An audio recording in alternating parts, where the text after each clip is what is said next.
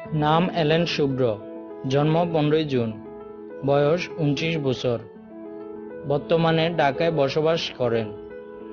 পেশা মডেল ও অভিনেতা। তিনি জন্মসূত্রে একজন খ্রিস্টান।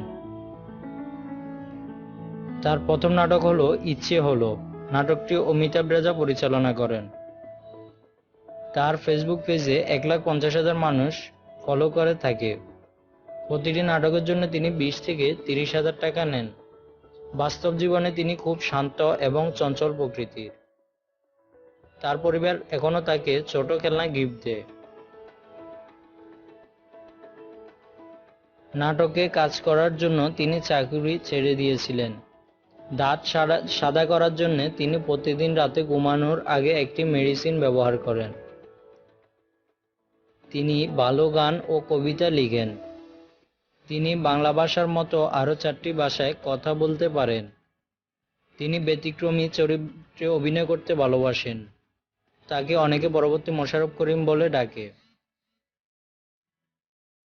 ছোটবেলায় বেশিরভাগ সময় একা ছিলেন, তাই তিনি মাঝে মাঝে একা কথা বলেন। তিনি সুযোগ পেলে সিনেমায় কাজ করতে আগ্রহী।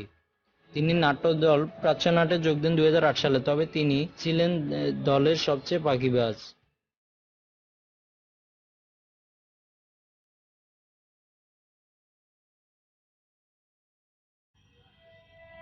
নাম এলেন শুভ্র, জন্ম 15 জুন, বয়স 29 বছর, বর্তমানে ঢাকায় বসবাস করেন। পেশা মডেল ও অভিনেতা। তিনি জন্মসূত্রে একজন খ্রিস্টান। তার প্রথম নাটক হলো নাম এলেন শুভ্র, জন্ম 15 জুন, বয়স 29 বছর, বর্তমানে ঢাকায় বসবাস করেন। পেশা মডেল ও অভিনেতা। তিনি জন্মসূত্রে একজন খ্রিস্টান। তার প্রথম নাটক হলো ইচ্ছে হলো। নাটকটি অমিতাভ রেজা পরিচালনা করেন।